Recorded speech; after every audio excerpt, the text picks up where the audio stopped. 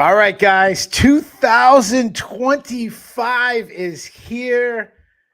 This is the Shillan and Duffy recap show, first recap show of the year. We are recapping UFC Vegas 100, Dern versus Ribas 2. I am your host. My name is Keith Shillan. Joining me as always, another year older, it costs the great Ben Duffy. Ben, how you doing, man? I'm doing really well. It's a good time to be back. Way to kick off the new year with a little bit of violence. Can't wait to talk about it. Yeah, and we have an absolute banger of a card to start off. It was a pretty good one on paper, but the performances we got was absolutely bonkers. I mean, we had crazy knockouts, crazy submissions. We had back-to-back wars. We had comebacks, come from behinds multiple times. I mean, I don't think we'd have a lot of like storylines to talk about based on who was fighting. But I think if you watch the card, I had, being American, I have the NFL playoffs on the side. But a lot of times when that happens, I'm looking more towards the playoffs. I'm looking a little bit more towards the NFL and not tonight. I was like glued to the TV. It was absolute awesome night of fights. Shout out to everybody in the chat. We'll try to get to as many comments as possible. You guys make the show what's I believe is the best recap show there is. We go deeper than anybody else. So if this is your first time, if your New Year's resolution was to get more Shillan and Duffy show in your life, you picked a great night to start. Let's get right into it. So Ben, we don't hide from our losses. Nope. I went 7-7. It was a disaster of a night. Yeah, I wouldn't say it's a disaster, but it was a pretty bad night for me. I think you're about around the same record.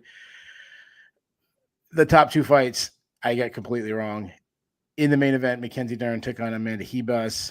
Mackenzie Dern winning by third round submission and armbar, right? Pretty close to the buzzer of the end of the third round. That said, I mean, it was a great performance, Mackenzie Dern. And you get a main event win. You get your young daughter in the crowd, which is always fun. Get her in the cage, celebrate with mommy. Always obviously a great night for her. That said, I don't feel any different about her than I did when I picked against her earlier this week. That's interesting because, I was about to say the opposite. Okay. Where going into maybe a minute and a half into the third round, where Ribas was on top, was kind of going to work from there. I thought to myself, even if this fight plays out like it looks like it might, and Ribas wins this round, wins 2 rounds out of 3, this is as good as Dern's grappling has looked against this good a fighter in her entire UFC run. Okay. So I'm not saying it definitely doesn't make me feel like she's any more of a threat to Weili Zhang or anything. But in terms of even before she got the finish, even when I thought she was on her way to losing a decision, I was thinking this is one of Dern's better performances in her UFC run, considering the opponent. All right, I think that's fair enough. What I want to say is, when I think of Mackenzie Dern, this is what I think of her. I think of her as a poor athlete, for a top 10 fighter. To me, I think she's one of the weaker athletes. She's definitely an improved striker. You got to give her that. Her toughness cannot be challenged, even in fights where she's overmatched. She gets beat up bad. But she's an improved striker, but she's still not a threat on the feet to anybody. No. She can be somewhat competitive, and she's a weak offensive wrestler. She got one takedown today, but generally speaking, that was still true. And if you grapple with her, you're playing with fire, or you have you got gasoline all over the place, and you're swinging around a lighter.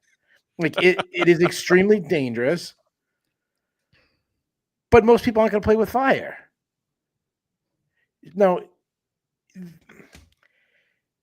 to me, Mackenzie Dern is a half court shot, a full court shot. You go to an NBA game and at halftime, they're like, hey, $1 million for someone who can hit a half court shot. If I'm sitting there and I'm in the crowd and they're like, hey, this guy, Ben Duffy goes up to shoot a half court shot. Could he get it in? Yeah. I mean, it's possible.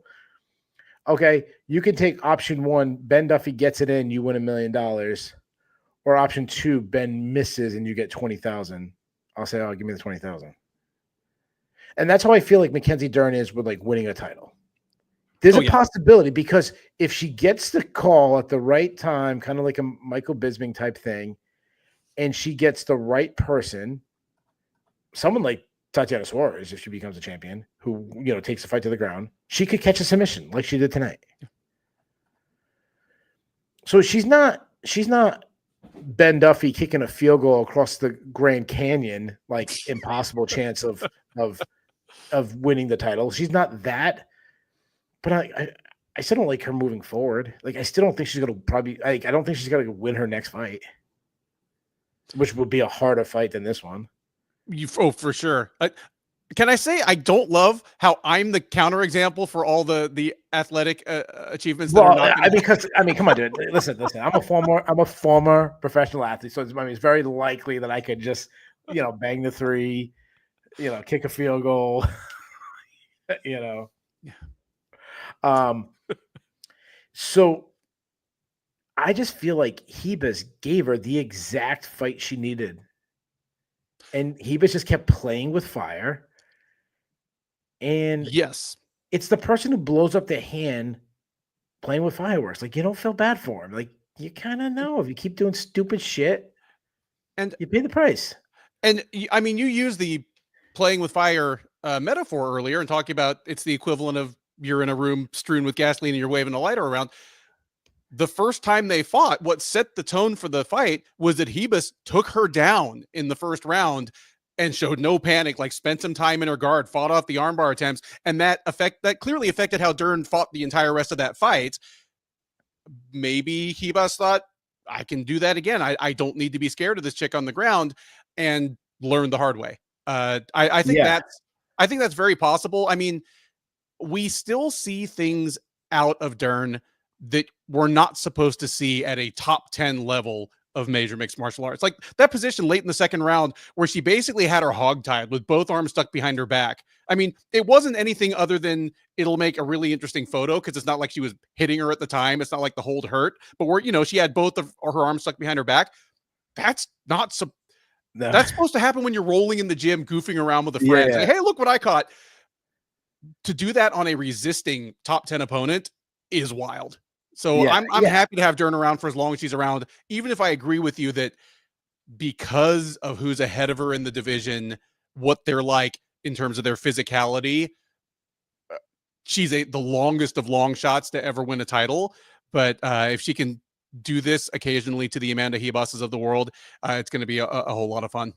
Yeah. See what you know about Dern. She's never boring. Like she's not a boring fighter. Like she's not a jiu-jitsu person who's boring. She's exciting. She'll slug it out on the feet if she has to. When she knows her grapple's not working, she'll go out on her sword, swinging for the fences. Obviously this is a male dominant sport. She's popular for other reasons. But to me, I was thinking about this, and obviously we got to give like an instant reaction. So you don't dig too much into it. But when she got a takedown in the first round, and Ribas kind of held her down, and she didn't really do much. That was the worst thing that happened to Ribas, because if Dern beat her up there, Dern passed her guard, mounted her. The round ended with either Dern dropping down hammers on her face, or Dern, having her back, almost has a deep armbar in, or almost has a deep rear naked choke. The round ends with Ribas surviving, fighting off a submission. Then I think when the next time it goes to the ground and Ribas is in her closed guard, she's trying like hell to get back to her feet. She's not grappling with her. But because she was able to be in this, I got the worst position there can be tonight, I survived. And then the next round, I'm on top. And yeah, she put me in some weird submissions, but I also was able to get out and then land, some good elbows, from the top, land some ground round, win the second round, even though that's her world. I think Ribas got a little too comfortable when she was in the third, like that, when she threw up the omoplata, that should have been the final like warning, like get out of here, warning. And now, like when she's on top and she's trying to wing rounds like that way, it should have been like we've seen so many times with jiu-jitsu guys when they're trying to pull guard and I think of like Anderson Silva, Damian Maya, and he's like hurries right back to his feet. He's like, get up. He lands one punch and get back up. That's what Ribas should have done. To me, she gave Dern the exact fight she wanted, and I'm glad Dern won. Yeah, I picked against her. Serious failure of game planning on Ribas's part. I would think would be very fair to say. Dern might have won no matter what, but Ribas gave her the most winnable possible fight. Yeah, exactly. So I said I didn't learn anything about Dern, but I did learn something about Ribas, that her fight IQ is extremely poor. And I know she won, and I've had this in my notes forever as a compliment to her that she won exchanges and grappling with Mackenzie Dern in their first fight. It's just like, yeah, that's cool. But I think about like if I'm winning a boxing match against Francis Ngannou, like eventually he's going to land a punch and knock my lights out. Yeah, or if Saquon Barkley is running up the middle, and right now the Europeans like, what the hell are you talking about? Saquon Barkley is running up the middle, and a gap opens up, and I'm a free safety, and I get a chance, and somehow I tackle him. Like I'm not feeling confident next time. Like I'm the coach gives me the signal to someone come in to sub for me. I'm taking that sub. you know what I mean? Yes. I'm not calling the sub off. So I think Ribas did that, and she paid for it. Dern is a very marketable person. Yes. Obviously, she's very pretty. She's, people like her for that. She has the mother thing. She's got a good personality. She's someone the UFC has invested in. They want her. Even when she comes off losses, she's still in big fights. And so what are you doing with her? If you're the UFC, what's her next opponent? I'm striking while the iron is hot. For all the reasons you mentioned, if you can justify getting Dern closer to the title picture, you have to do it. And on a practical level as well, somebody already commented, I wish I'd put it on the screen so I'd remember, but because she's been around for a minute, Dern has already fought a lot of the people above and below her in the rankings, to the point where if she ever does break into the title picture, you're going to end up with this Alexandre Pantoja type situation where she's fought everybody twice already. So I'm pushing now. I'm either giving her a rematch with Yan Xiaonan in what could effectively be a title eliminator, or just telling her, you know what, it's Tatiana Suarez. Why don't you stay on weight and hang around and see what happens ahead of this Suarez Zhang fight and be our pay the backup. It's ironic how much, think about just in 5 years how much things change when it's telling Mackenzie Dern stay on weight. Like that, we already talked about the Amanda Bobby Cooper nonsense, which is funny. Came up on my feed. The exact video came up on my feed today because they probably heard me talking about Mackenzie Dern or something like that. I when you were saying you strike one of the irons hot, there is an argument for her next fight to be a title shot. And I think that's crazy, but the way the division is, it's really Virna Jandiroba. Virna Jandiroba deserves the next title shot. Except Dern beat her. But Dern beat her. So you can make that argument if you want. Yeah. Dern's won 3 fights in a row now. Anyone else you make a case for has either lost more recently or has lost to Dern within the last couple of years. Like, I don't feel great about it. She's not exactly Marab in the sense of I've been the next person forever. Give me my shot. But now would be the time if you're going to do it. Yeah, and obviously she's more marketable. She has a much bigger personality. I mean, like, they're both Brazilian, but she speaks English. Her style is a lot more pleasing. You can always sell to people jiu-jitsu. Like, there's still someone out there who, I remember back when Anderson Silva was on top and they were selling Talis Latis as like, oh wow, Anderson Silva's never faced a guy like this that can submit him, and obviously Damian Maya. Remember Travis Lutter? Of course I do. Yeah, remember the argument they were making for Travis Lutter to win? And believe it or not, people forget Travis Lutter was beating his ass until he completely gassed out. But so there is the argument, especially if Tatiana Suarez wins. Oh my God, what Suarez? You're the world class wrestler. You could take Dern down. Imagine this grappling affair we could get with world class wrestling versus world class jiu-jitsu. Yeah, and what we get is lousy striking. As Valen pointed out, Suarez's striking is no better than Dern's. Oh, she's bigger and she can use range a lot better. But yeah.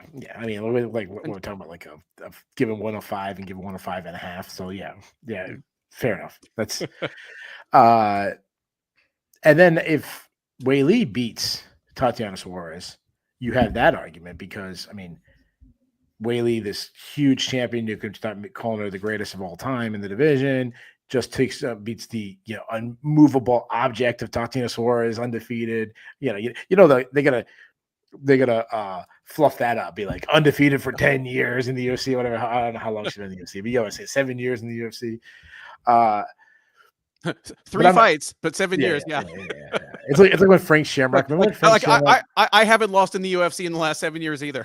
Yeah. Remember when Frank Shamrock? Who was it that beat Frank Shamrock? Was it Kung Lee that beat him his first loss in forever? And he's like, well, I've been undefeated for 12 years now, and it's like 8 of them you weren't in the sport. Yeah, like you were retired for 10 of them. It's like wasn't it Kung Lee that like broke his arm blocking a kick? Yeah, I'm trying to think if that was no, I know what it was. It wasn't Kung Lee. No, Kung Lee did break his arm, but that wasn't the fight. It was when he got disqualified against Henzo. Remember when Frank got disqualified against Henzo? Yes. And then that's when he's like, well, I don't like the disqualification, but it happens in MMA, and it's my first loss in 12 years. So so I'm gonna go the loser of that fight. And it's not often. Often I do go with the biggest marketable fight I can do. Sure. Every once in a while, I'd be a purist. This time I'm going to be a purist. I'm going to give Verna that fight, and then I'm going to give Mackenzie Dern the loser of Weili versus Tatiana Suarez. There you go. Fight night main event. And if that sets things up for Dern versus Jandiroba 2 a year from now, that's not that bad. It was a reasonably competitive fight, and so But Boz just like laying the wood. There's no marketable fight in this division anyway. We both. But I mean, there's other ways to sell if you want to go straight. WWE, late 90s. How they viewed the women, you could sell it that way. Ribas, I'm doing the opposite of Ribas. I'm going way down. I'm saying, you know what? How many chances have you had? You've got a lot of main events. It's 2 main events in a row that you've fumbled the bag. Got worse from the last one to this one. To me, in my opinion, got a lesser opponent and then had a worse performance.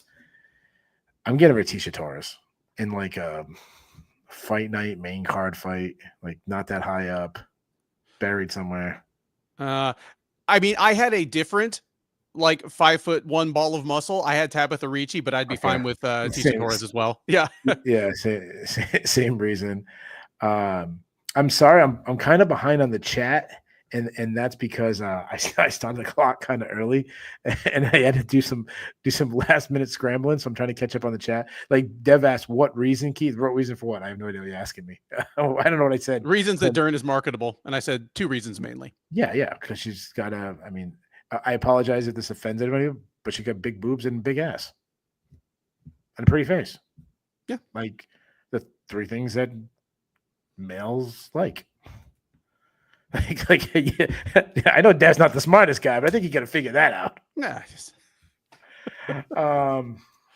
Are you ready to move on? I'm ready to move on.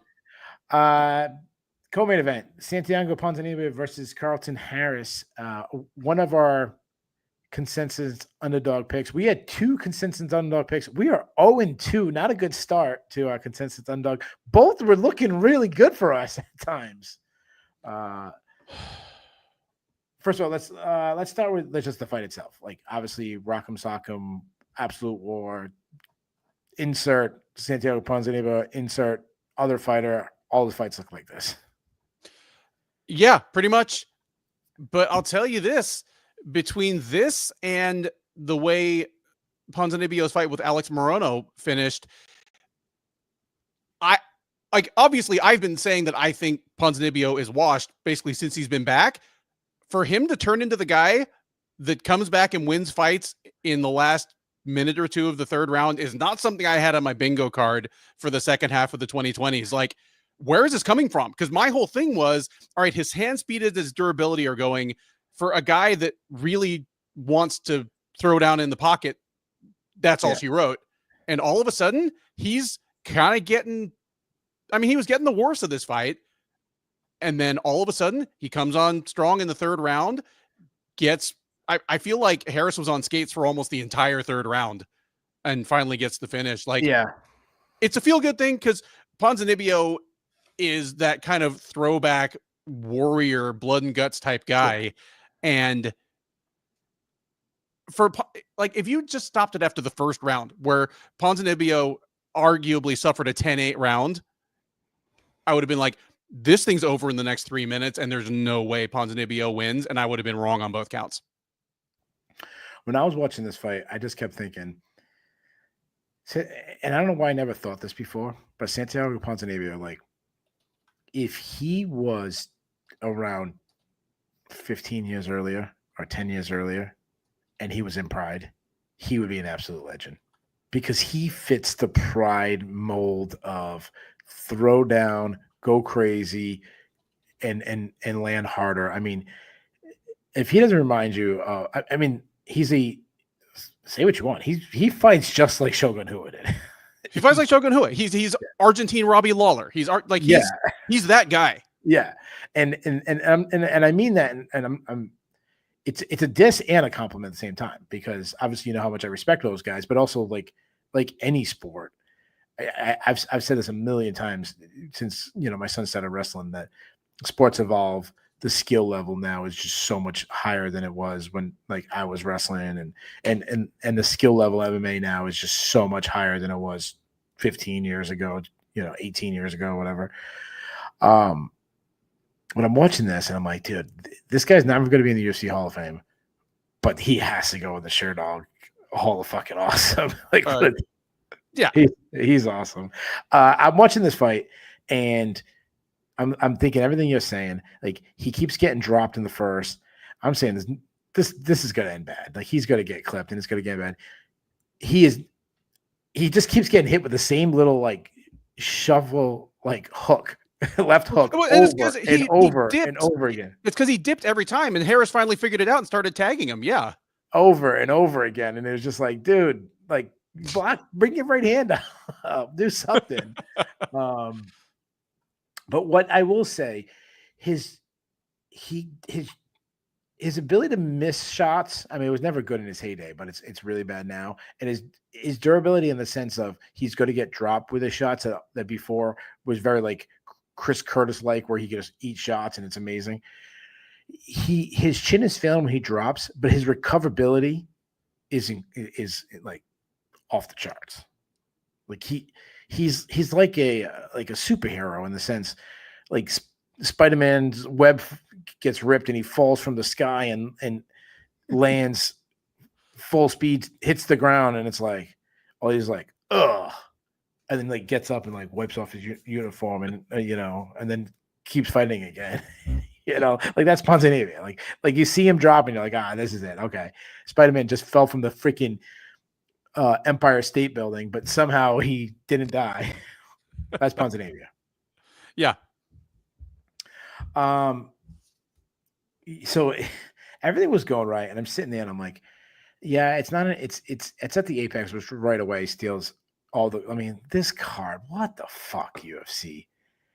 Imagine sticking this card that we saw tonight in, I don't know, friggin' Pittsburgh. Okay, obviously I thought of Pittsburgh because I'm the Steelers are playing right now, but insert any city in the world, put it in Austin, Texas, and how crazy the crowd would have been going tonight. And Ponzinibbio would have this huge moment. I'm sitting there and I'm like, if this was a stacked arena, it'd be a perfect time for him to retire. Crazy moment. Instead, we get MMA. We get, I just want to fight more when you probably should be fighting less. I want to fight more, and I believe I want to be a champion one day. And I'm like, oh my God. Like, we can't have like a nice retirement.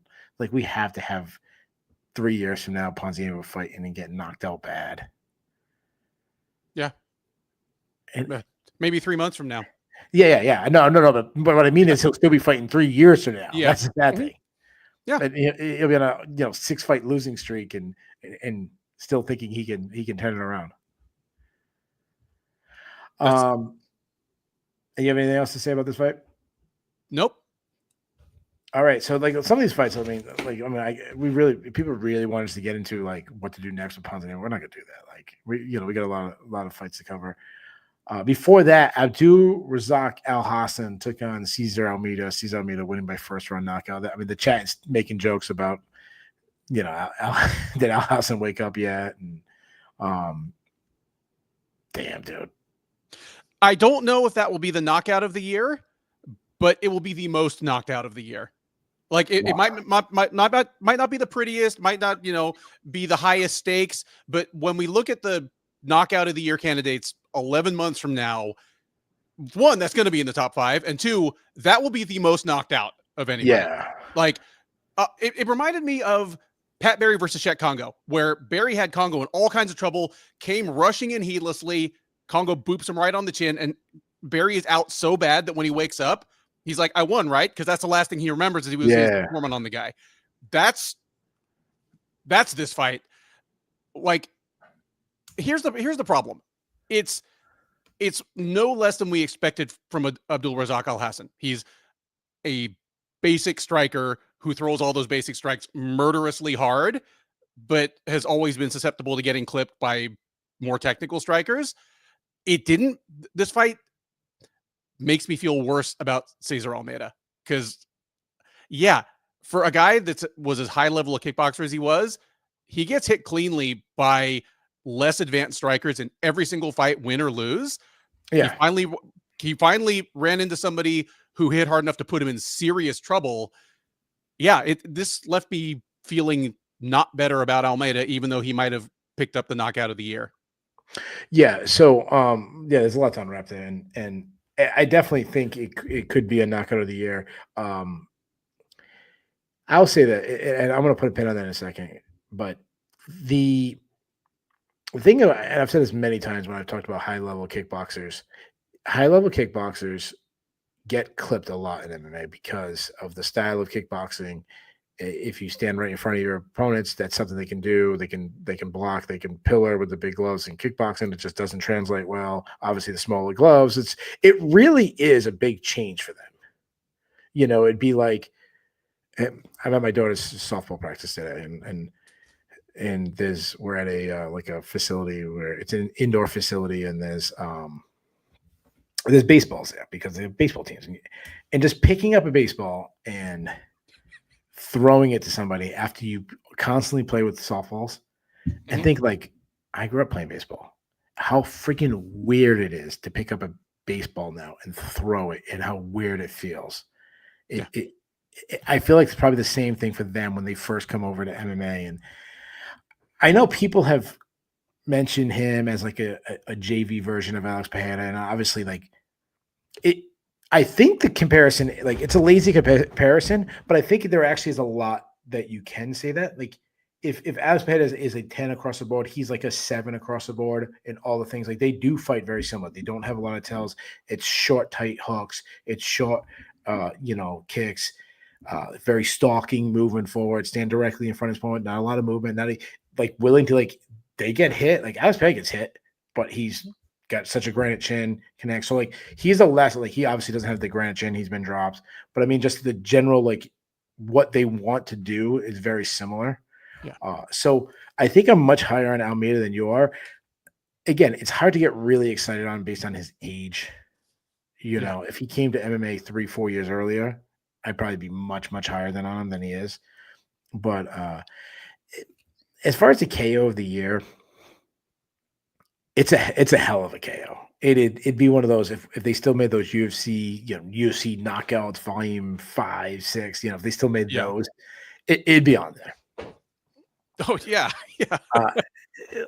I think about like all these great undercard knockouts that we've had that don't become knockout of the year, and I shouldn't say undercard because obviously Max Holloway was technically his knockout of Justin Gaethje was an undercard thing, but like third from the top in a huge pay-per-view between two former, two fan favorites and champions, and I know that was for the BMF and all that. You have to have a status in MMA to get knockout of the year. Is that fair? No, but that's how it is, and usually if you go through the knockouts of the year, it's got to be an all-time holy shit. I've never seen anything like that, like a Joaquin Buckley situation, or it's going to be a knockout and a massive fight. Have we seen crazy knockout? Like you always get that like podcaster or the media member who's like, even in Sherdog and I'm sure the ones who are like, oh, you know what the knockout really of the year, and then they name like some freaking, oh, did you see Cage Titans 72 and this guy did this crazy, he spun 3 times and then knocked the guy out with a back fist, and it's like, all right, cool, man. You watch a lot of MMA, cool. Like that had nothing to do with the knockout. It had everything to do with like, look at me, man. I'm super deep. I go really deep. It's like when people are like, oh, who's the greatest band ever? And people don't say like, if your answer isn't like the Beatles or Led Zeppelin or something like that, and you're like Tool, Fish, like, all right, cool. Like you're super fucking trendy, cool. You're super indie, like, way to go, man. Like that's the MMA version of a Fish fan. I don't know. You want to take over? I'm just ranting for no reason. It's late night. Fish fans smell terrible. If anybody in this chat likes fish, you can leave. And yeah, Almeida, it's kind of the same thing I said with Dern. If you're the UFC and your whole idea behind the Cesar Almeida experiment is let's see if we can get him into a fight with Alex Pereira, you strike now, you get him one more fight and you try to make it a winnable one. And then you try to talk Almeida or you talk Pereira into taking big old money to come back down to 185. Yeah, but they train with each other now. Well, shit. Yeah, like that's the whole thing. Like that. Oh, I missed that. Yeah, like I don't think he's like always there. Like he wasn't cornered by that team, but Right. I know he has gone down and trained with Glover Teixeira and stuff, which really, really. Why would you do that? Yeah, like damn, dude. Like I understand it's probably good for his career in the sense of development, but it's not good for his career in getting paid. Like that's the guy it would have been like, imagine what Alex Pereira would be right now if when he first came over to MMA, he went out to Australia and started, or New Zealand, excuse me, and was training with Izzy Adesanya and became teammates. Right. Like he still might not be fighting for a title yet. No, if that was the case. Like you would think you stay away from fighters that you even reasonably think you might have to fight in the future. And he has to know that was the whole idea behind bringing him to the UFC. How dumb. Ugh. Yeah. But I think it could be comeback of the year. Yeah. You know what's funny though? I'm watching Abdul Razak Al Hassan, and I've seen him fight enough, and I've seen him lose. And I'm seeing him throwing the haymaker, and I'm thinking in my head, I still have that like holy shit moment reaction, but still in my head, like he's probably gonna get knocked out right now. Like it was this knockout that it felt like it came out of nowhere, but it was also like when you watch a magic trick and you know like something crazy is about to happen. You're not sure what it is, but you know what's gonna happen. No, totally true. And I compared it to Barry versus Congo. Somebody else, I want to say it was Kyle Lawheed, compared it to Scott Sell versus Scott Smith versus Pete Sell. Because if you watch the replay, when the punch lands that knocks out Al Hassan, where are his hands? They are out here like he's getting ready to do jumping jacks. Like he just got so ahead of himself, so out over his skis, trying to swarm for that finish that, yeah, he was wide open for one clean punch from a guy that he really could not afford to take one from. Yeah, it actually reminded me a lot of Adesanya Pereira fight, where Adesanya, the one time he knocked out Pereira, where it's like he's hurt, and then he finds that little opening and lands the shot.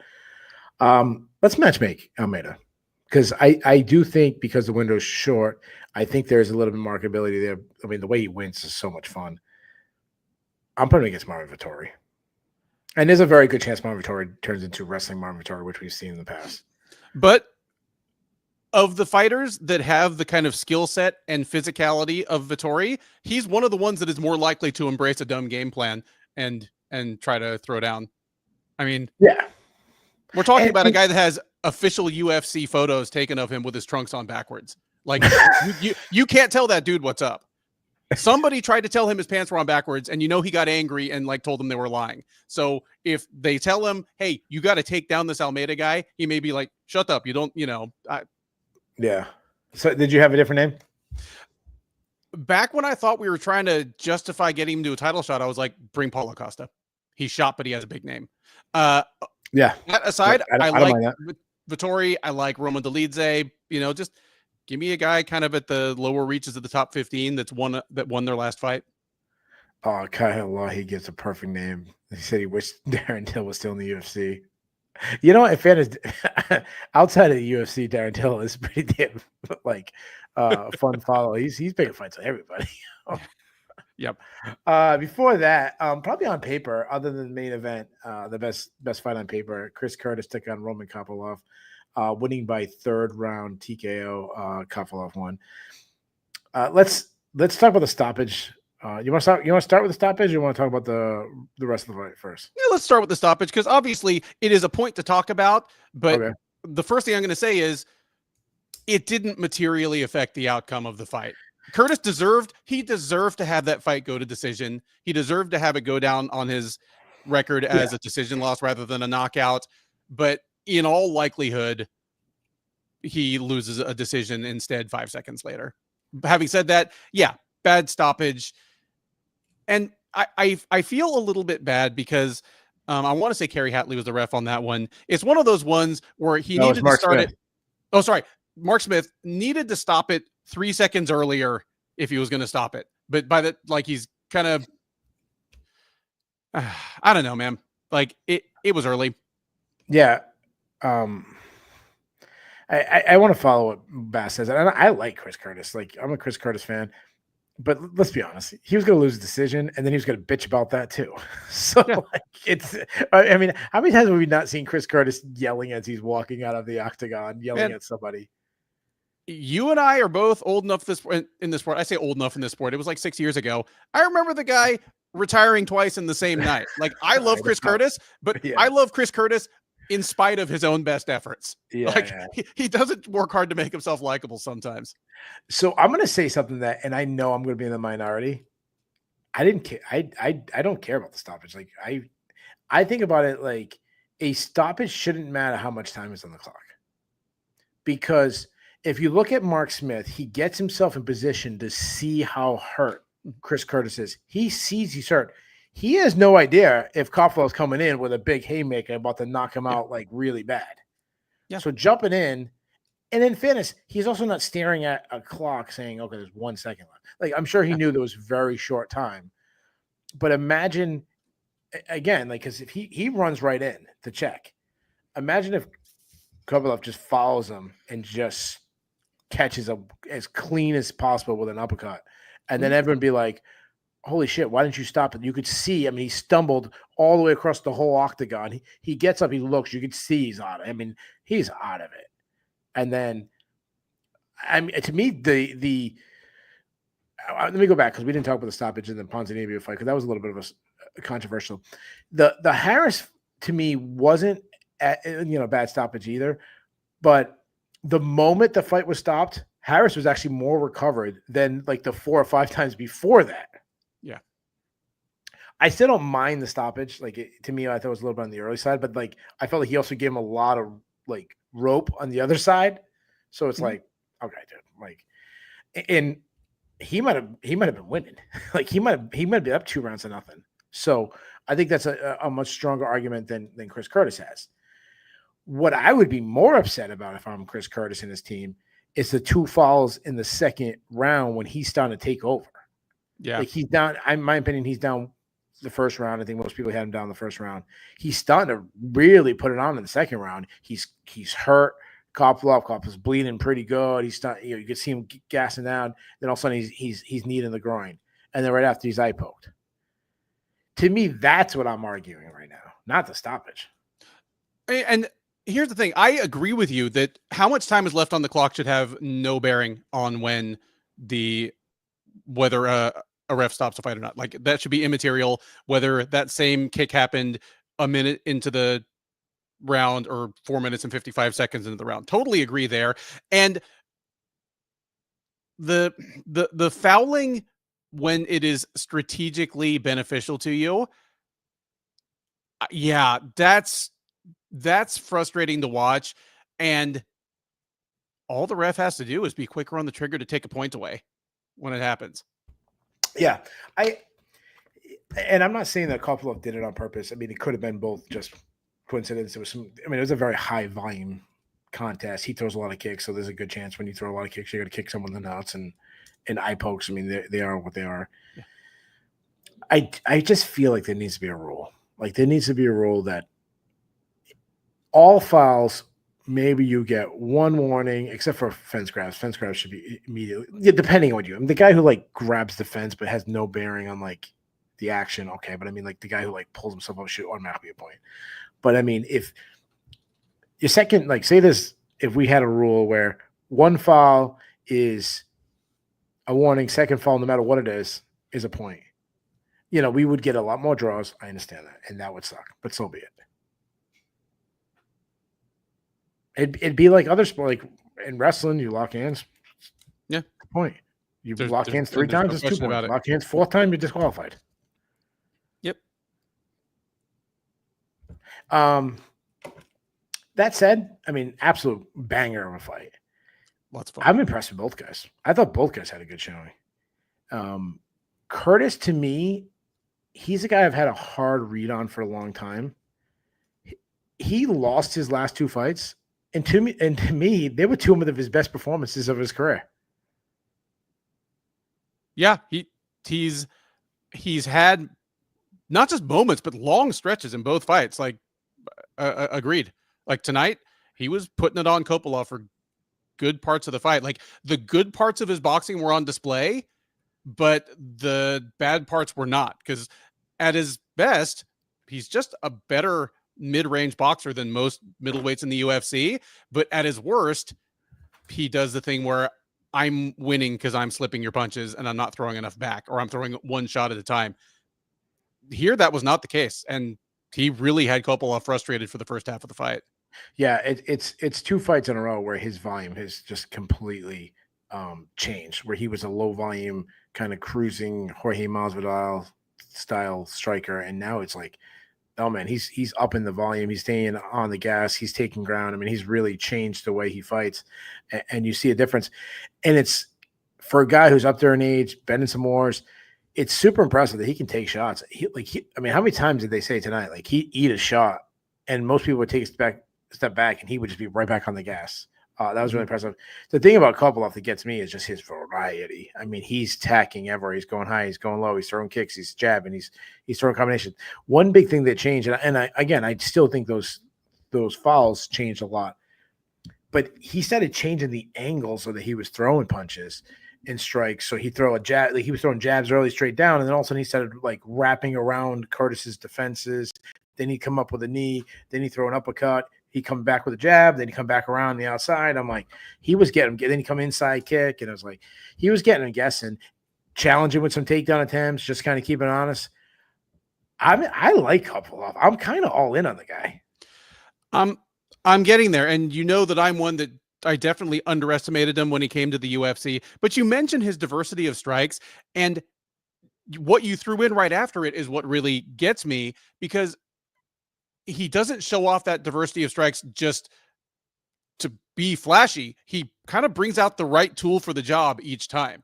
Like, it's the difference between Michel Pereira, who especially early on would just throw a helicopter kick for no apparent reason, as opposed to, well, I'm skipping a little ahead here, but Shara Bullet and Michael Venom Page are fighting soon, and I kind of think Kopylov should get the winner of that fight. Those are 2 guys that throw an incredible diversity of strikes, but they measure the tool to what their opponent is giving them. And that's kind of what Kopylov is settling into.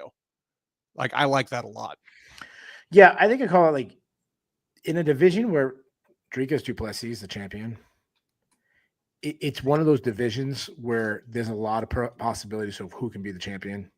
Now, I know obviously Chimaev is like the boogeyman. He's the guy that like he looks head and shoulders above everybody else.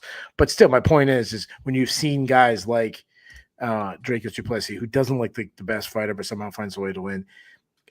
We talked about earlier, like, you know, Mackenzie Dern's a half court shot. To me, yeah, I'm not picking Kopylov to win the title one day, but he's the guy like he's doing like a running three where he's not like Steph Curry catching it wide open, feet set, hitting it, but he's like Steph Curry coming around like a screen and as he's moving and jumping and throwing up a three.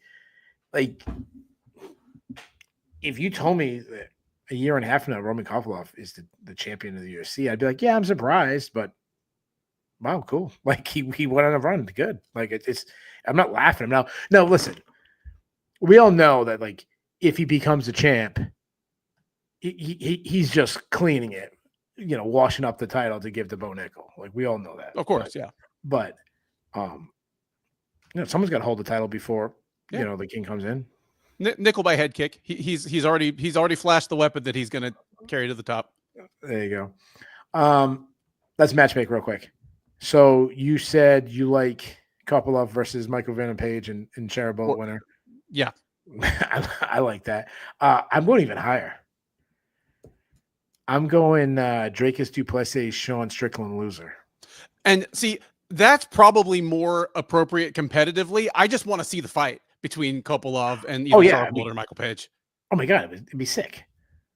Oh, yeah. Like if he'd lost tonight, I would have wanted to see him against the loser of that fight. I just want to see him against, you know, either of those guys. Yeah. I didn't say this. I didn't when I texted you, and I apologize when to do it. Give me someone for Chris Curtis. I'll let you think, and I'll give you one, and I'll let you think. You already said his name. I'm gonna give him Paulo Costa, and I'm giving him a fight night main event. Just because how fun would be these two guys throwing down in the pocket? Yeah, sign me up. And I think Costa may just be checked out mentally and or washed physically, but Curtis is not checked out mentally, and I don't think he's completely washed physically. He just needs a little bit of a break, and I think Costa might be it. Yeah. Before that, Austin Bashi put on his undefeated record, super hype prospect. The problem is whoever was doing the matchmaking forgot that Christian Rodriguez, this is what he does. He beats the hot prospect. He beats the next big thing. He did it already to Raul Rosas. Did it Raul again. Rosas, Isaac Dolgarian, Cameron Simon. Okay. Yeah. Like he's now handed 3 next big things in the UFC, their first career loss. Like he's entering an all-time list of just golden child killers. He's it. Across 2 weight classes now, he has ruined the perfect records of 3 very highly regarded prospects. Yeah. The dude's super underrated. His grappling is really fun. Like I love his like Ramby roll game. He's very intelligent at what he was doing. The way he knew he needed a third and just took over, stepped on the gas. And even like I gave Ashley the second round. He never was in trouble. Like even when he got taken down, he lost position, and he was never hurt. He was never in trouble. He had Bashi in trouble a bunch of times. Mm-hmm. So yeah, it was 2 rounds to 1, but it was more convincing than that. Yeah, it's like the NFL game that the final score is 35-28. You're like, oh, that sounds close, but one team was up by 3 touchdowns with 8 minutes left, and there was just some garbage time scores that make it look better. Yeah, that's backdoor cover. Yeah. Yes, exactly. You mentioned, like, let me just throw in real quick. Obviously, I picked Bashi going into this. We both picked Bashi going into this, but the thing that you mentioned, like Rodriguez is kind of fun, Granby heavy, little funky grappling game. I expected that was going to play right into what Bashi feasts off of, and instead Rodriguez had tons of success with it. At times it did. At times it did. Yeah. But it's almost like he knew when to turn on the defense more. Like he came on hard offense early, kind of like letting the kid know, trying to steal his spirit a little bit. Like, oh, you're in the big leagues now. You put it on. Like, I wish I believe that. Like, hey, they're here. Put it on right away. Like we have, and I do this all the time with kids. Like we're one of the top wrestling. Well, we are the top wrestling school in Rhode Island, and one of the top in New England, maybe the top in New England.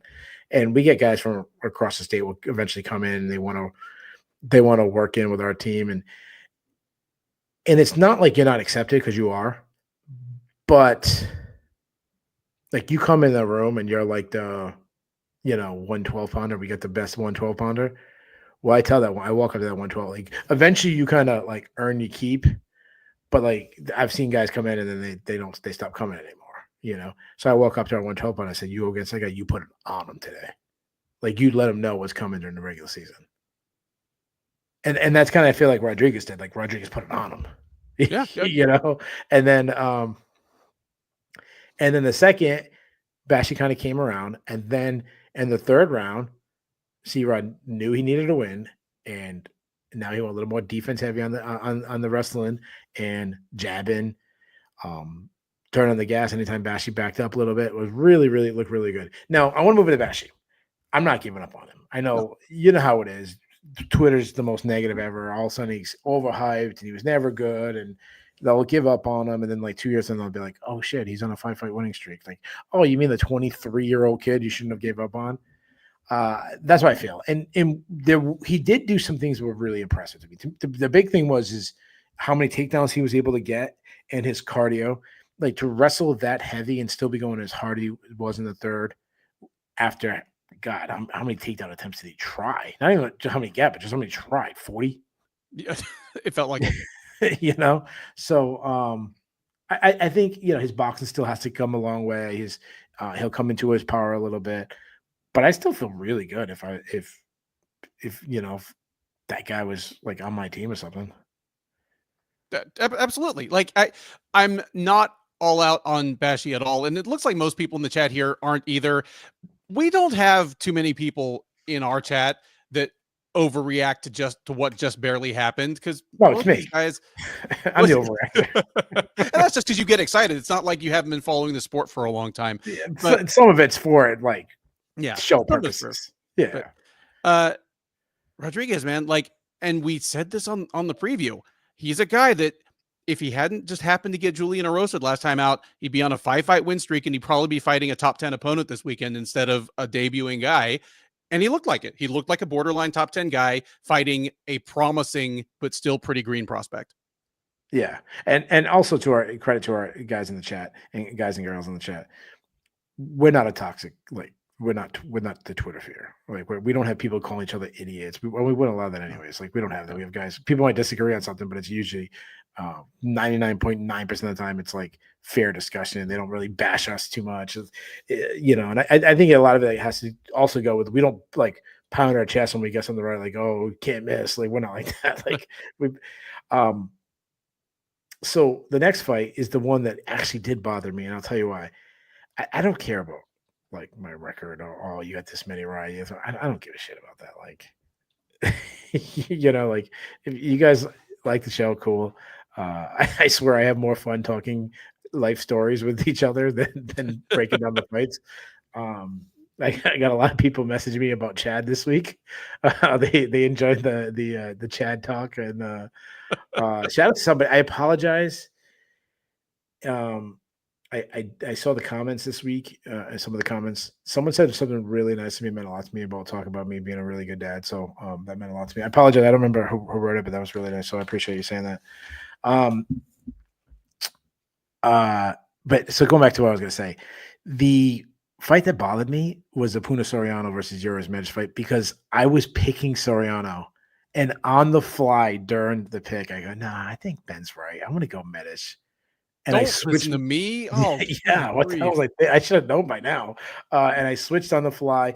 But if I picked Soriano, I would have only picked him by name. Like I would have got, okay, you got that one right. You picked the right name.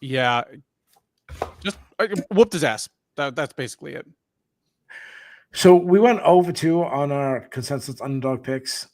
This one bothered me more. Thiago Moises took on Trey Ogden. Thiago Moises winning by unanimous decision. And what I mean by this one bothered me, I'm watching this fight and I still feel like Trey Ogden's a better fighter. Funny you should mention that, because I felt exactly that way at the end of the fight, and I couldn't tell whether that was just me being bitter over having Sure. gotten the pick And wrong. that's your The boy. thing is, I mean, I scored it for Moises in the moment. I thought Moises won Sure. rounds 2 and 3. It was competitive throughout, but and credit to Moises for actually coming in with a real solid tactical game plan this time. But I still feel like Ogden's the better overall fighter. You know, having said that, I take nothing away from Moises, because he avoided the kind of biggest dangers in Ogden's game. Like, it's not normally Moises' style to do such a traditional settle in the guard, position first, defend myself, then do damage top game. Like, normally he likes to kind of get things going. He'll try for submissions that he knows he's not going to get, just to get the other guy moving and get the guy to stumble into what he really wants to do to him. He knows that's dangerous to do to a guy like Trey Ogden, so he just settles for basically winning a top position special and kind of getting, at least holding his own in the striking for the second and third rounds. Like, it was a good game plan on his part, and he was the better guy. Like, well, I think 2 things went right from Moses and Moises. And the first is, obviously there was some kind of injury to Trey Ogden. It looks, people saying that he looks like he tore his bicep. I've actually done that myself, so I know the feeling. I couldn't imagine having to fight a world-class fighter. I don't know how long it was. At one point, they said that Miles Johns told him to go for a takedown, which makes me think it was sometime in the second. I think so too. And I was trying to figure out when, and I think it was during a sequence on the ground. Just, he came up and all of a sudden his arm was weird and he was favoring it. His corner clearly knew it, but yeah, like, because I'm sitting there and I didn't know this. I'm sitting there and I'm like, wait a minute, you just was on bottom, couldn't get up, was stalled out. Why would you want to grapple when you're winning the striking exchange? I know he was just dropping the calf kick, but like, generally you're doing really well. You won the first round with the, with your striking. You were winning the second round until he landed that calf kick that completely changed the entire round. And I'm like, you if you end up on bottom, you clearly lose. Fight's over. And he goes for a takedown. And then I gave him a pass because he's a very intelligent, say what you want about Ogden, he's usually a pretty intelligent fighter. For him to jump on his back and rush for like a submission, I was just like, wow, that's really surprising. And then I find out he has, hurt bicep. And then I'm thinking maybe he felt like he had to stop the fight. So now I kind of give him a little bit of a pass. So I feel like that was something that really went well for Moises. But also, I think Moises had the right referee, because there was 2 rounds of him being on top, not doing much, sitting in a closed guard. Yeah, he'd throw a punch every like 30 seconds. So most of them would block and not get stood up. It wasn't doing any damage. And I'm like, man, and Ogden had to look at the referee. He wasn't, you have to sell it a little bit. Yeah. You got to look up a couple of times like, hey, you stand me up. If you're in an arena, that would have helped. The crowd would have been booing a little bit. And that always helps the referee stand you up. I just felt like kind of everything went right for Moises, and that's why he ended up winning. Yeah, that's just kind of in front of a crowd, he gets stood up. On the desk tonight was Michael Bisping, who was the king of that. Anyone took Bisping down, he'd box him on the ears twice with both hands, then look at the ref like, start us up, ref, what the hell? Yeah. Like you've been on the ground for 2 seconds. I remember, so my son wrestled in a match this past weekend, and he'll be wrestling tomorrow morning too, but because of the way this tournament was and the younger kids, they used half the mat. They had to they split the mat in half. They had 2 matches, and that's always kind of sucks. It just sucks. And it is sometimes tournaments like that when you're the little kids. My son's still 9, and he's wrestling. My son's beating the kid, but my son's on bottom, and my son does like a stand up, and he kind of trying to break away, like to get it break away, and he steps out of bounds, and the guy kind of said, "Oh, he's fleeing the mat," and it's like, it's half a mat, dude. but I don't say anything. And I'm really trying. Well, two reasons. I'm really trying not to live through my son, and two, I'm not gonna like argue with another coach in youth wrestling. And then again, my son stands right up, and the kid drops down onto his legs, holds on to both like his ankles. My son's like kind of hopping, trying to get his legs out, and they go out of bounds again. And the coach is like, "Dude, he's fleeing the mat!" Like yelling at the referee. And my son was killing this kid, and my son ended up killing the kid anyways. And whatever, I don't want to talk shit. Like he's beating another 9-year-old kid, not a 10-year-old kid.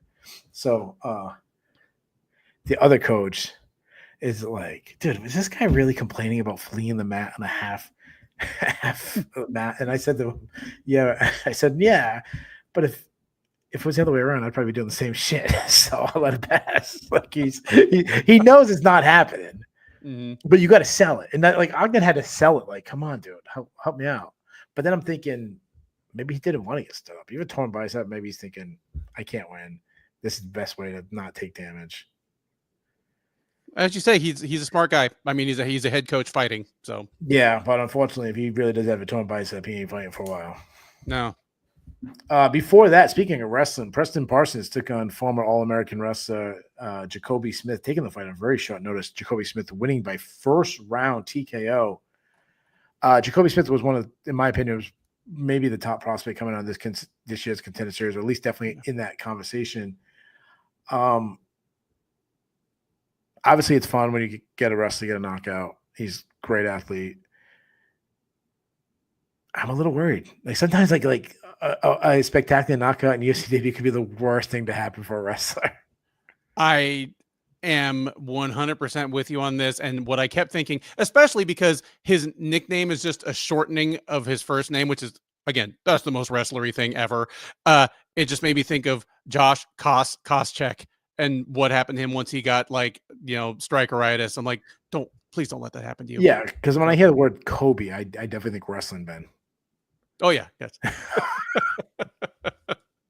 I mean, listen, and don't get too excited about it. I mean, when you're talking about his wrestling, he finished 7th once, like, which, don't get me wrong, being an All-American wrestler is a hell of an accomplishment. So I'm not done it, but I mean, like, this isn't, there's huge high-level wrestlers. Yes. He's not one of them. Yeah. No, very high level. I want to make very extremely incredible feat. If my son becomes an All-American and D1 All-American, I'll be talking about it fucking day, saying how great he is.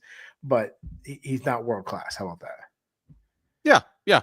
Which is not necessarily an indicator of how he'll do in, as an MMA wrestler. I mean, other people that were an All-American once and it was like 7th or 8th, Matt Hughes, he did okay in MMA. Yeah, but different time. But yeah, I mean, time. But Kamaru Usman was never a D1 All-American, and I mean, he did extremely good. Colby Covington, I think, was a very low-level All-American, like 6th or something like that. So, yeah, I mean, definitely someone to be excited about. And obviously, I thought he got a tough test in his UFC debut, and obviously he passed it with flying colors. Before that, and Ben, you're going to have to help me out with the names a little bit. Ernesta Caricati beat Nicole Calamari. They got to help us out with the names a little bit. Like, can you not have two, the CK sounds going against each other? Ernesta Caricati versus Nicole the Squid Calamari. There you go, Calamari. All right. I hate this fight. I hate this fight. This is probably the closest fight on the card. Caricati winning by split decision. How did you score it? I scored it for Cagliari, which is why I'm a little bitter. This is the only fight on the card we disagreed on. Like, I had Cagliari as the slight underdog, and I'm fine with getting fights wrong, which is good because I got a shitload of fights wrong tonight. But when my pick is wrong, only because I don't think the judges got it right, that bugs me a little more. I scored this one for Cagliari. Yeah, it's so weird for me that I scored it for Caricati in a really close fight. Weird how that happened. No, I mean, I was on the fence, saying, hey, it depends on how, I thought kind of the second round was clear Caricati. The first round was close, could have went either way. I can see how people would give it to Calamari there. And then the third round, it comes down to, I thought Caricati did a lot more on the feet, but that takedown late, she didn't do much with a takedown, but it was a close enough round that could sway So I'm okay with it either way it went. And anyway, was on my side on that one, but I will say this for a lower level, like this was just a perfect night for a lower level talent. This still was a pretty fun, entertaining fight. Like it was a good fight for the talent level. I can get with that. Unfortunately, the talent level is women's flyweight. Yeah. What I'll say about this, like Karikati, I'm watching her fight and I'm seeing glimpses of things that could be really good. And I'm like, if this girl could understand range a little bit, because she fights against her own range. Like, she's on the gas and she's like fighting a mid-range kickboxing match. And I'm like, man, if she threw more teep kicks and long jabs and if she added a little bit more power, or if she added some step in knees as she crashes in the park with adding some step in knees, I'm like, she could be all right. Like, I think like there is some things I like about her. Yeah. Like she needs, she might be the only human being on earth that I would recommend this for, except for maybe convicted criminals, but she needs to sit down and watch a lot of Caitlin Sermonara fights. Because that is a woman with the same basic body type who knows range and knows where her bread is buttered and fights to her best advantage pretty much every time. I can't think of her name. Oh my gosh, the French woman there, 125. Manon Fior. Manon Fior. She could fight like Manon Fior if she understood range a little bit. No, Manon has more power, but I mean, my point is like longer, rangier kickboxer. Yeah, there's some tools there, but before that, so listen, I said the card was almost perfect. I'm sorry, there was one fight that, oh god, it was so bad. Magomed Cassius. Oh, dude, just tell me the names. Bruno Lopes versus Magomed Gatsia Yasulov. Yeah, it's Magomed Cashews versus Bruno, what's his name? And were you ever right about this one? Because when we did the preview, I talked about this fight first and kind of, gave my pick and said what I thought the guys were good and bad at. And then your first comment was, I'm not nearly as high on either of these guys as you are. And damn if you weren't right. I didn't wear. So listen, this is one thing I want to do. We need to do this. We should have done it last year, guys. Sometimes, so Ben does this full time. I don't. Sometimes when this is what happens a lot. People message me like, "Oh, there's no Shillan and Duffy show this week." Like, "Oh, you got to give us a show." And I'm like, "Dude, no." I'm fucking dying, guys. I need to have the week off.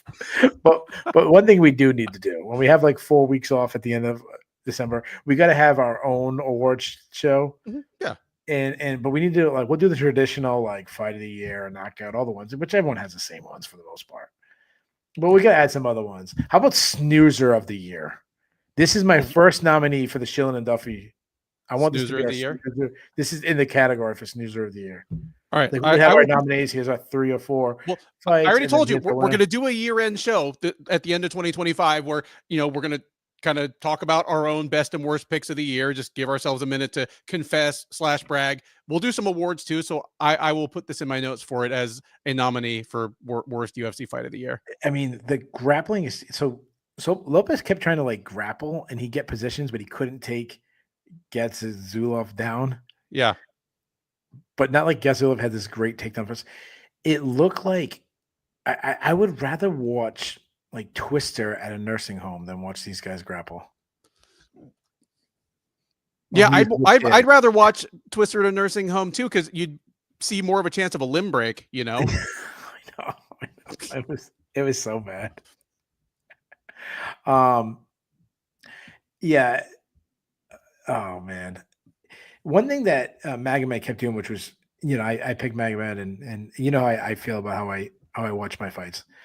I root for a certain outcome until I lose a fight. And then once I lose a fight, it's like, I don't brag about going like 13-1. I don't care. So once I don't go perfect, I root for what's the most entertaining thing to talk about during the recap show.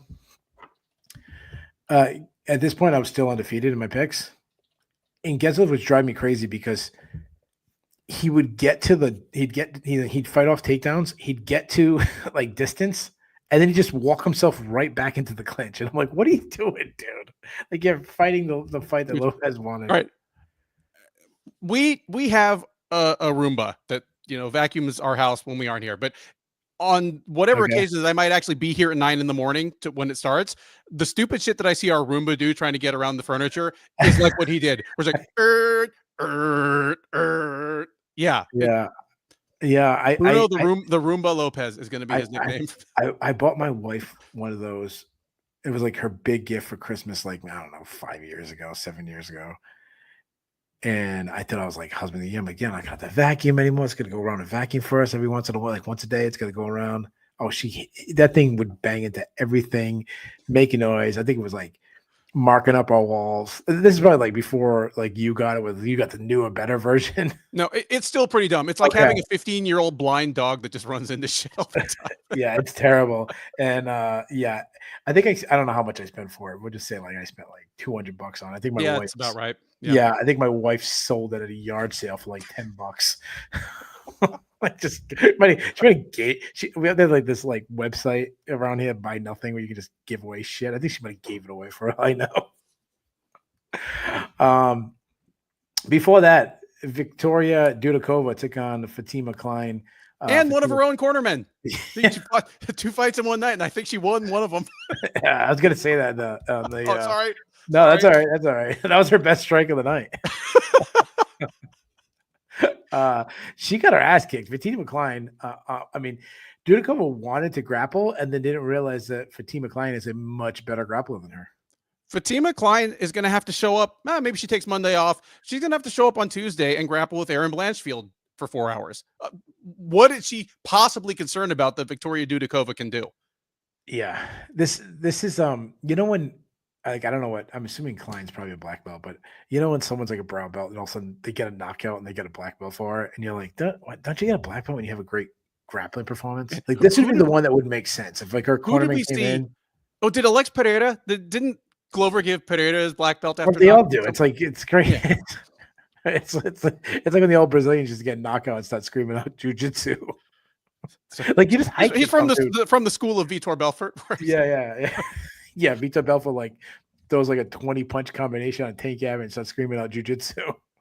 Jiu-jitsu. I mean, at one point she took her soul. You could see Dudakova like she wasn't in a position where she was getting smoked. She just lost all motivation and her spirit left her, and she just quit. Yep. Yeah, like totally. And we will talk about this on previews and recaps occasionally. When we say a fighter, broke or something, it usually means, okay, I know now that I've got nothing here. Yeah, I'm done. Like this is going to be miserable for as long as I'm here. Yeah. And the first fight of the night, Joe Selecki took on Nurullah Aliyev, and Aliyev won a unanimous decision. Just another example, 9,562, that a wrestling base is better than a Brazilian Jiu-Jitsu base. Yep. Selecki is his own worst enemy, though, because he starts fighting hard like the last, 45 seconds of the fight. Like in the third, he gets a takedown, goes right to mount. And I'm like, dude, why didn't you do that earlier in the fight? And he's the guy that took this fight on like 8 days notice. Yeah. Like him winning the last, him winning the last round was not something I was expecting. Like, yeah. So there you guys have it. We have covered all 14 fights. Let's get to the fun stuff. Let's do awards are going to be tough, so let's leave awards a little later. Let's do the cut list. Okay. So this is your first time watching the way the cut list works, and we'll throw it out to the chat too. If me and Ben both say the UFC can get rid of a fighter, then we allow them to get rid of them to make more openings for other people. How many you got for the cut list, Ben? I have 2. You have 2. Let's see. Of course, I'm hosting this, but I don't have my notes out. I have 3. So you're saving somebody that I am not. I might be swayed, but let's figure it out. All right. Let's go with the most obvious. I know both of us have this guy, Pretoria. Eeyore Pataria, I mean, you're 2-6 in the UFC at this point. You missed weight. What are you here for? Yeah. So John Butterfield says get rid of Jose Johnson. Are you cutting Jose Johnson? I'm not cutting Jose Johnson, but I'm telling Jose Johnson, dude, eat a cheeseburger, come back at 135, give this one more try. Okay. Yeah, I'm saying the same thing. So I'm not cutting him either. Bass throws out Preston Parsons. Are you cutting Preston Parsons? I'm not cutting Preston Parsons. Parsons was.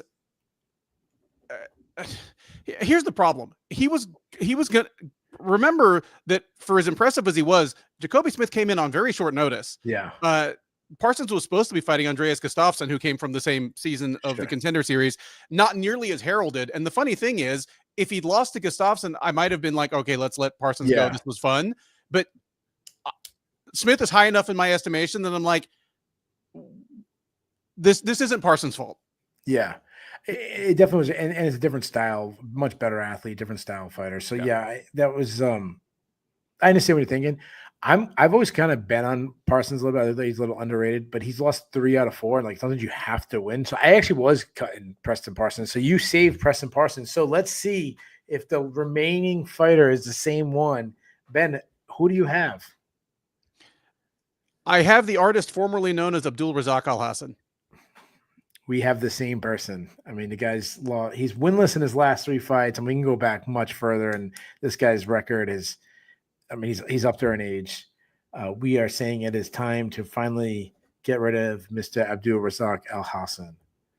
Yes. Let's go to the Bulls and the Bears. The Bulls and Bears are a stock market reference. You want to be on the Bulls list. You do not want to be on the Bears list. We do it hockey style 3-2-1. We'll try to read as many people's Bulls and Bears as it goes. Ben, do you want to do the Bulls or the Bears?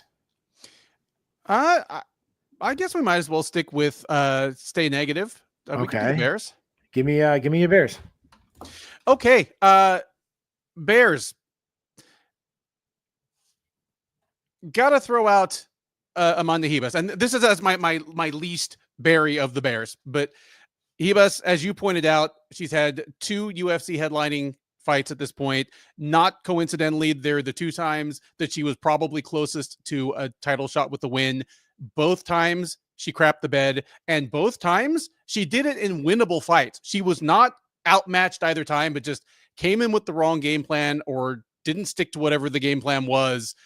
Yeah, like as much as we love her, she has not been equal to the pressure in the 2 most important fights of her career, including tonight against a fighter that she beat handily just a couple of years ago. She's a Bear. Bear. Chris Curtis. Again, stoppage aside, he was on his way to losing, and for as fun a fighter as he is, kind of like we just said about you said about Preston Parsons. You gotta win one eventually. Gotta win one eventually. So another rough one for him, and my top one has got to be Austin Bashi. Even if both you and I acknowledged that this was kind of a trap fight, Rodriguez a slept-on opponent, we both still ended up picking Bashi, and Rodriguez, damned if he didn't do it again. I think Bashi will still be around. I still think it's entirely possible that he'll be a ranked featherweight 2 years from now. But anytime you lose your O and you're one of the hottest prospects to enter the UFC within the last year, that is a big, big Bear moment. Yeah, those are actually my top three picks. So right. I'll change it up. I'll give you 3 different ones. I'm going to go Joe Selecki. I know he took the fight on short notice. This is a guy that had a little bit of, not a big buzz, but like he was like a good testing guy, maybe can get low level ranking in the UFC, something like that. The guy's lost 3 fights in a row right now. Really desperately needs a win. So Joe Selecki is one of my Bears. Victoria Dudakova. I mean, this is a fighter that is, recently was undefeated. Now has dropped 2 fights in a row. She had a lot of buzz when she was undefeated. Russian woman, very pretty. Lost 2 in a row. She desperately needs a win. And my number 1, it was John Butterfield mentioned it. Weight missers. I hope it's a good sign where weight missions go. Right now, they're winless in the UFC. I hope that happens for the entire year. I doubt it, but right now they're 0-2. Let's go to the Bulls. The Bulls are the list you want to be on. Ben, I'll let you kick it off again. Okay. Bulls. Puna Soriano looking good in his new weight class. Maybe, and it's a long road. Here's the thing. If he had been able to win like this and win consistently at middleweight, that was a much quicker and easier road to get top 10 matchups. Welterweight is much harder, but the fact that we're even discussing the possibility seriously after tonight, great night for Puna Soriano. Good night for Santiago Ponzinibbio. The only thing that could have made it better is if he'd retired in the cage right then. Talk about that. That's another thing that might have happened in a full arena that wasn't going to happen in the Apex probably. But Ponzinibbio, yeah, he won, but the way he won with another third round comeback, not supposed to happen to 39-year-old welterweights that have as much tread off the tires as Ponzi does. Great to see. And my number one, I'm going to go with Cesar Almeida because he's a guy that, had maybe the most to gain, most to lose based on his performance tonight. They put him in a matchup that should have been an easy win for him. If it's anything other than an easy win, his stock takes a step back. Even knocking Abdul Razak Al Hassan dead like he did, he still has idiots like me, nitpicking at his performance. But he needed to win in sensational fashion, and he did. Great job, Cesar Almeida. A couple ones that I'm not going to put him in.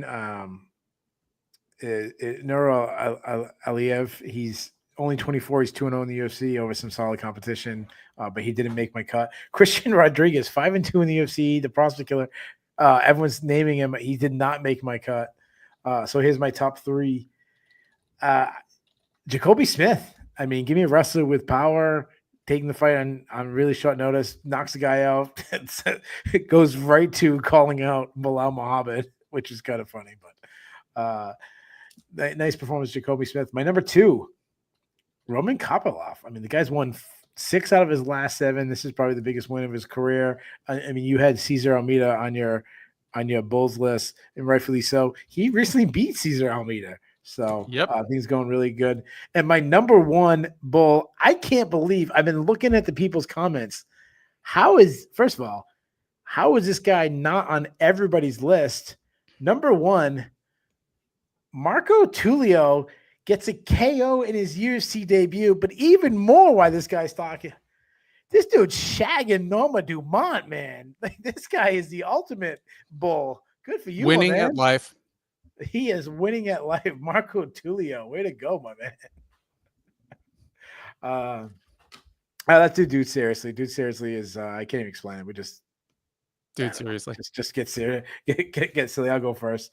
I want to give a shout out to a listener of ours. I don't think he's in the chat tonight, but he messaged me on Twitter. I didn't even hear this, but I'm going to give him credit. This is Turbo McGee.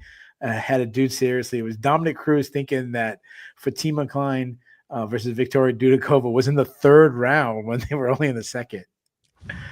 Dude Seriously.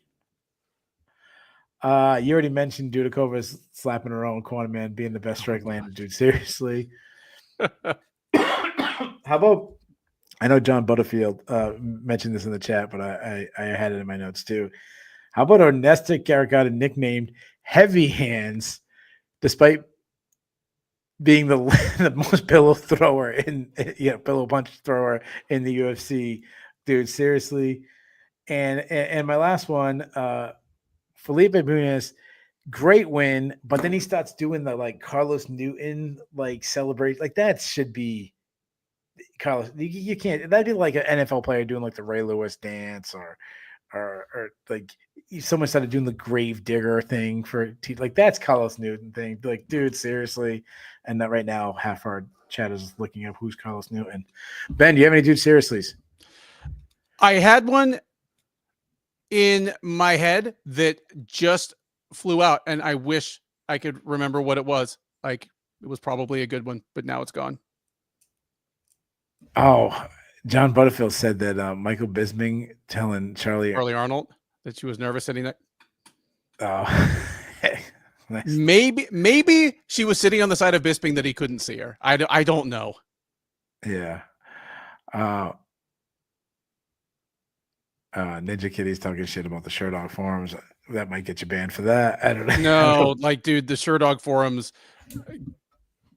brutal stuff sometimes. Yeah. All right, fair enough. Ben's giving you a pass. All right, let's get to the. Do we have the awards, Ben? I'm pretty sure we do here. We never save the awards near the end, but I'm saving the end because this might be the hardest one ever coming up with awards. This was a hard night. Actually, do we not?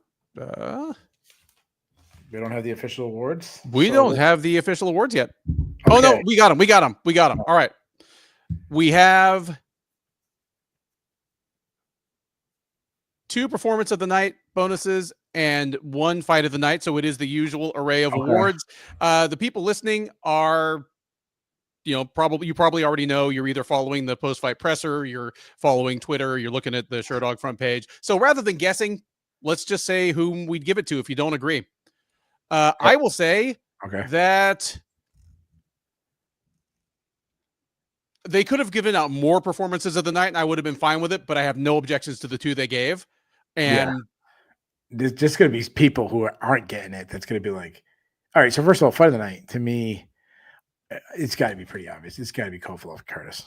You are correct. Your fight of the night is Roman Kopilov versus Chris Curtis. And if there was ever going to be a night that they just gave out 4 performances of the night, usually they do that because there were no good fights. But tonight there was a good fight, but there were so many standout finishes and standout performances that I would have been fine with more awards. But even though Kopilov Curtis deserves fight of the night, I mean, Ponzinibbio Harris, that was a hell of a fight too. That I'm assuming they're not getting anything. I mean, maybe Ponzinibbio gets a performance bonus. I don't think so. Cesar Almeida's knockout. I mean, that's got to get him paid. And my other one, damn, I'm stuck, man. You got Bunez's armbar. You got Smith knockout. I'm gonna go with Soriano. I would have been. That's another one of the ones that I would have been fine with. And if you narrowed me down to 2, I probably would have. Like, oh my goodness. I mean, Cesar Almeida is the most obvious one. That might be our knockout of the year already. Which is kind of funny if you think about it, because I mean, one of these guys, Soriano and Smith, one of them is not going to get a performance bonus, and one of them would be like, "Hey, yeah, I didn't get knocked down and almost knocked out. Like, why? You know what I mean? Like, I flawless victoried my guy." Dude, neither of them got a bonus. Get the fuck out of here. Your other performance of the night bonus goes to Mackenzie Dern for no way, round armbar of Amanda Ribas. No way, stop that. Like, all right, listen, great submission. That was awesome. Like, probably biggest moment of her career so far. But stop that. No way. One punch, like, managed to death. I mean, Smith coming off the couch in like a week's notice, one crushing left hook knockout. Like, no way. That's bad. Oh, I remember what my other dude seriously was. But because you mentioned Heavy Hands being a ridiculous nickname for Ernesta Karaskaite. Yeah. I was getting ready to say how ridiculous it was that Parsons' nickname was Pressure when he started backpedaling immediately as soon as this fight with with Kobe started. But once he got knocked out, I was like, okay, he had the right idea all along. So yeah. Anyway, he should have backed out of the fight. That's what he should have done. Maybe. All right, last one. What was it grade for the guard? Man, I feel like it deserves a higher grade than this, but I'm going to give it a B+. Just like it was a violent banger, but short of the top, fight. There wasn't a ton of divisional relevance. There were a couple of like kind of iffy decisions and ref calls, and that always bothers me a little bit more than it does you. And over tonight, I felt myself wishing that this fight wasn't in the Apex and that they hadn't kicked off the year in the Apex, because as you said in the first 60 seconds of the show, any arena would have come unglued at some of what we saw tonight. Oh my So gosh, you guys are some hard critic. I'm looking at the critic. I can't believe this. I think it was a no-brainer. I mean, Marcel Dorf's going 7.5, which would that's give the metric that's system stuff. that's He's Europeans. yeah, I think 7.5, that average that's a B plus. yeah. I mean, if you're not measuring by pounds per hamburgers, does that really Yeah. count? Bass goes B plus. John Butterfield goes B. I think Nin- all the Europeans would be happy that it was earlier, or yeah, or does that even worse for you? Like, yeah, Ninja Kitty is going B plus. Marcus must go. Dan, you guys are freaking tough, dude. I mean, Ben, should tell these people- what did you grade Schindler's List? What did you give that for a grade? you know, it could have had like a little bit more tits in it, so A minus. Like, how is this not an A? You got, I mean, you had tons of stoppages. You got comeback of the year, knockout of the year, couple submissions. I mean, we're talking about, Boone's submission, Soriano's knockout, Smith's knockout, a war with Ponzinibbio Harris, a war with Curtis and Kovalev with 1 second left knockout. People talking about like bad stuff. I'd like that shit. It adds more things to talk about. We had the snoozer of the year. This is an A card. What are you guys talking about? Oh my Lord. So, all right. So there you guys have it. All right. Toughest question of the night is always, who's the listener of the night? Boss just wrapped it up with that comment right there. Schindler was a good character, but the list didn't even have one spoken line. Yeah.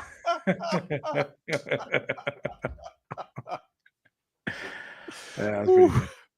There you go. So Bash just got it for that one line. Yeah. I'm gonna go with the guy that I quoted a lot. I give him a lot of love today. He's the usual. He's a Hall of Famer. I'm gonna go with John Butterfield. John Butterfield. What is a easier Hall of Fame to get in, the UFC Hall of Fame or the Shillan and Duffy commenting Hall of Fame? We put everybody in. Yeah, I think the Shillan and Duffy commenting Hall of Fame is a little easier because you can piss off Dana and still get into our Hall of Fame. Yeah, there you go. So there you guys have it. We have covered the first card of the year. We have another huge banger card, big pay-per-view, UFC 311 going down this Saturday in Los Angeles, California. We'll see about that. Yeah, the fires are close to the venue. And spoiler, the T-Mobile Arena in Las Vegas is not booked for next Saturday. So if they had to move at the last moment, they certainly could.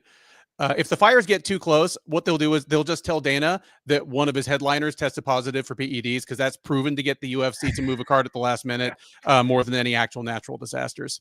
Yeah, and I brought up obviously the location, and we're making jokes, but obviously, yeah, it's a terrible situation that's going on in Southern California near Los Angeles and other surrounding communities. So obviously, if any of our listeners are from there, we're thinking and praying for you guys. And obviously, if I have friends that have been displaced from their home. So yeah, jokes aside, it's terrible. Yeah, yes. Terrible. So obviously, that's with leaving politics and all that stupid shit out of it, we hope for the best, and hopefully these and prayers for the firefighters who are and people working those thankless jobs. So yes, praying for all you guys.